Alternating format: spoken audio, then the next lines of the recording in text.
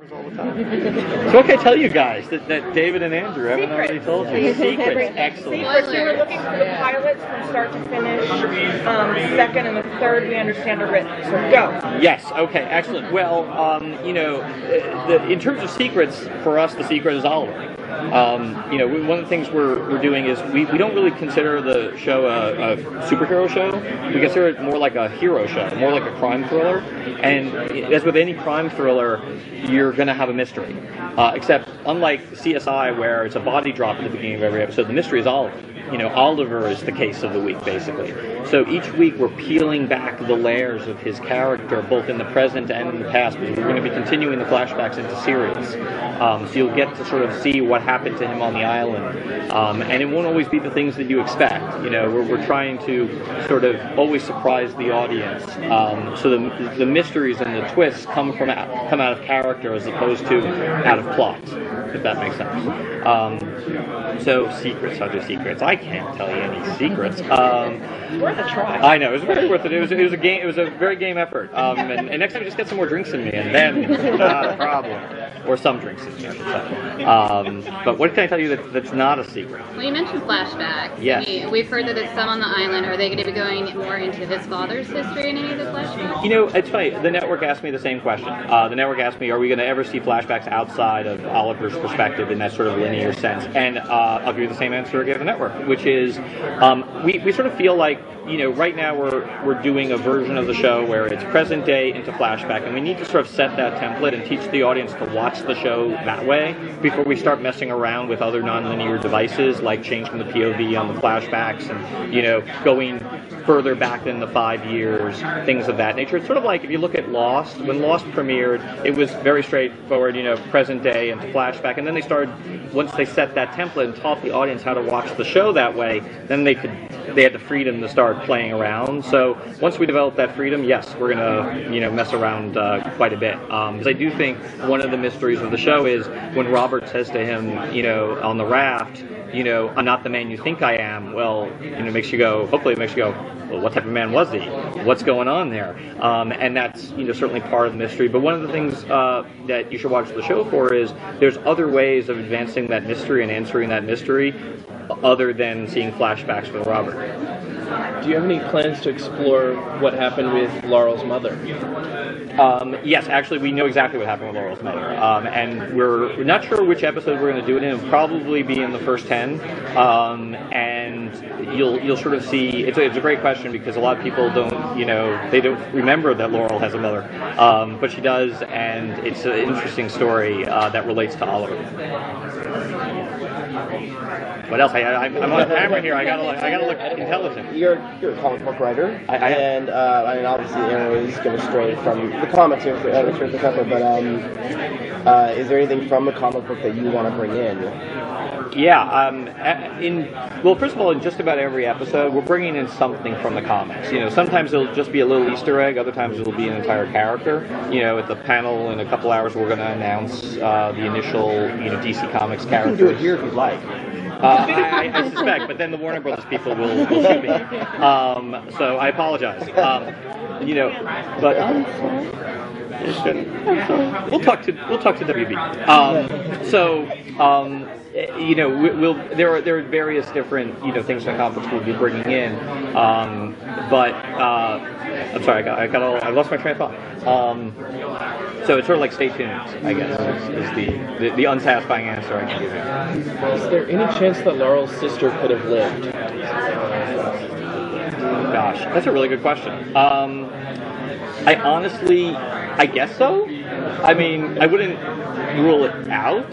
I don't know. That's sort of a damned if I do, damned if I don't question. Because if I say there's absolutely no chance, then we do decide to somehow reveal that she lived.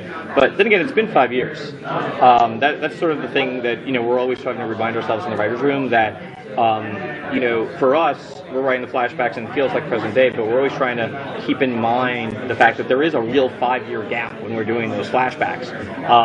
So all that time, all those 5 years needs to be accounted for, not just with respect to Oliver, but with respect to the people he left behind. Like when we talk about Laurel and Thea and Moira and Tommy, what were they doing during those 5 years, and sort of exploring that.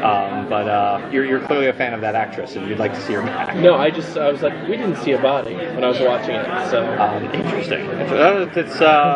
I love the level of suspicion involved. I love the level of suspicion. Obviously that was like, you never see a body, I think, when there's a boat sinking. It's like Titanic. In fact, it's funny, we always in the pilot, we called that the Titanic shot, when the boat's just going down, and we were working on it, because obviously that's all CG. But I think the visual effects guys did a good job. Audiences are obviously getting smarter. They're being more in tune, more interactive with TV shows. Lost, everybody, and their mom is watching, going on the internet, tweeting. How much interactivity do you plan on having with your fan base? Well, it's funny. I got on Twitter, I don't know, like maybe 2 months ago, really for the show. And I as he pointed out, I'm also a comic book writer, and I'm used to a lot of interactivity with the fans. So our philosophy is we will have a lot of interactivity.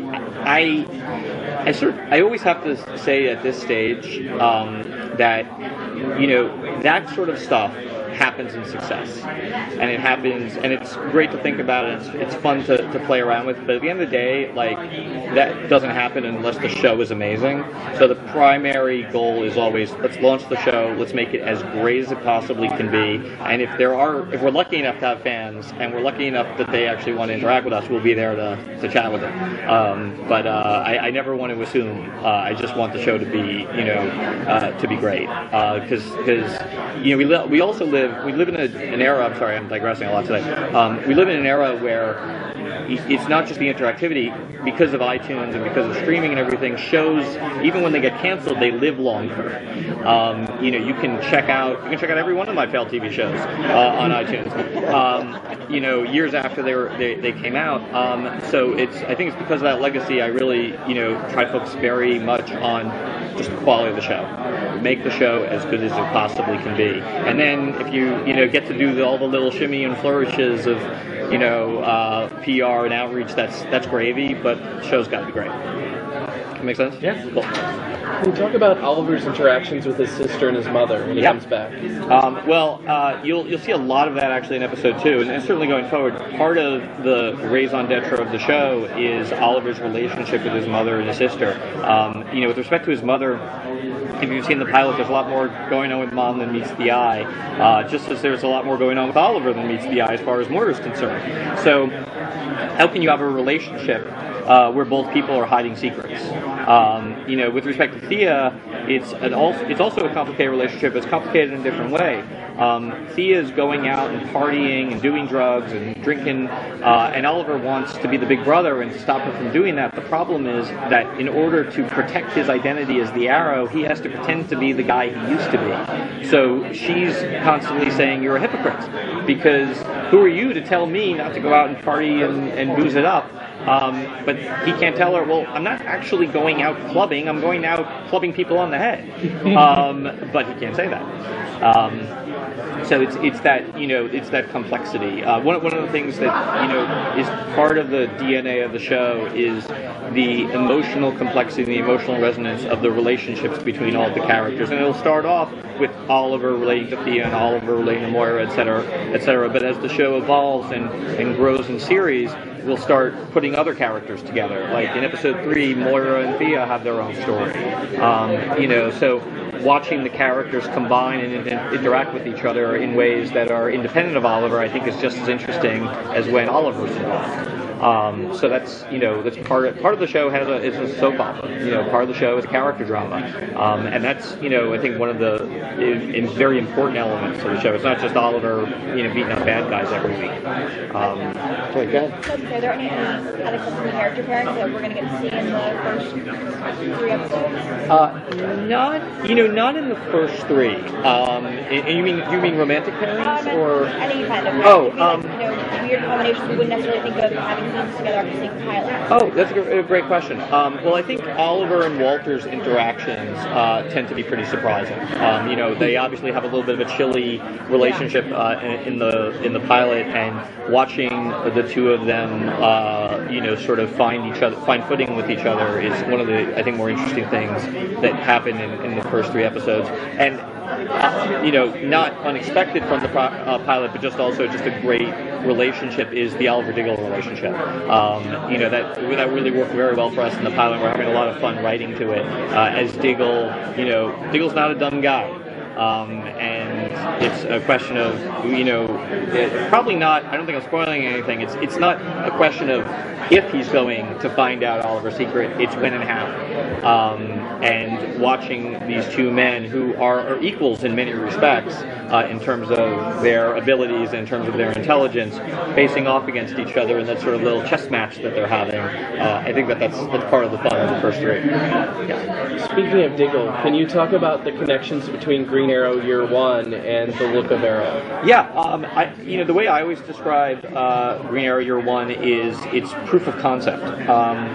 When we decided that we wanted to tell, basically, 5 years worth of story on the island, we sort of looked to Year One as a great example of, see, you can tell a whole story that's very fully fleshed out with Oliver just on that island. So it's both proof of concept that our idea in terms of the flashbacks can work, but it's also an inspiration. Tonally, it's an inspiration. The very grounded nature of Year One, the fact that he doesn't wear a hood because he thinks it looks cool. He wears a hood to keep himself from getting sunburned.